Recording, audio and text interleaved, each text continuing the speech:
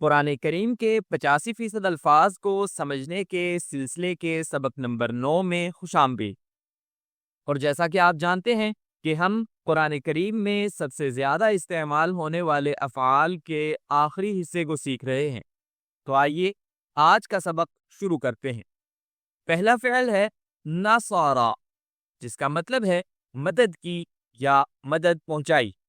ये इस मिसाल में इस्तेमाल हुआ है।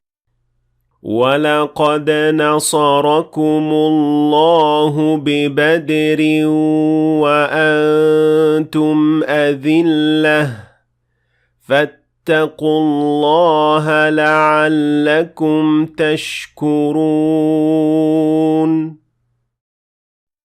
अगला फ़िल है ताराका, जिसका मतलब है छोड़ दिया या इजाज़त दी, जैसे कि इस आयत में। أيحسب الإنسان أن يترك سدى. अगला फ़िल है हशारा, जिसका मतलब है इकट्ठा किया या जमा किया, जैसे इस आयत में।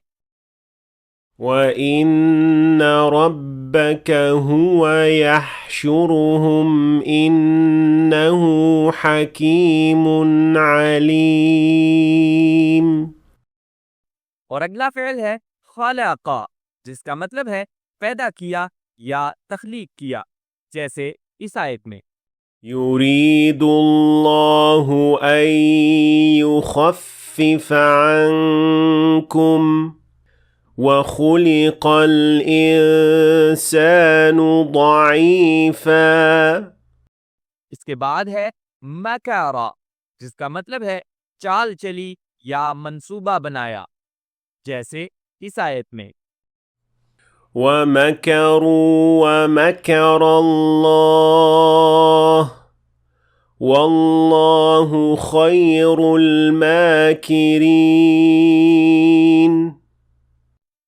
अगला फ़िल है क़तला, जिसका मतलब है कत्ल किया, और ये इस आयत में इस्तेमाल हुआ है।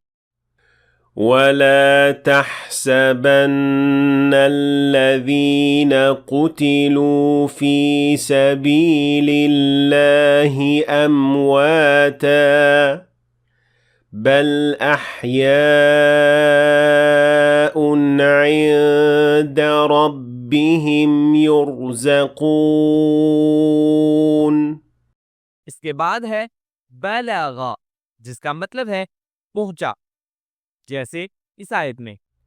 ولا تعزموا عقدة النكاح حتى يبلغ الكتاب أجله. अगला फ़िल है खराजा, जिसका मतलब है निकला या बाहर आया, जैसे इस आयत में। يريدون أن يخرجوا من النار وما هم بخارجين منها.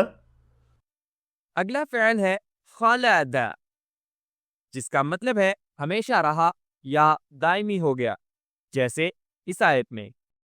يضاعف له العذاب يوم القيامة ويخلد فيه مهانا. अगला फ़िल है दखला, जिसका मतलब है दाखिल हुआ, जैसे इस आयत में। وقالوا لن يدخل الجنة إلا من كان هودا أو نصارى. इसके बाद है सजदा, जिसका मतलब है सजदा किया, जैसे इस आयत में। يا مريم اقنتي لربك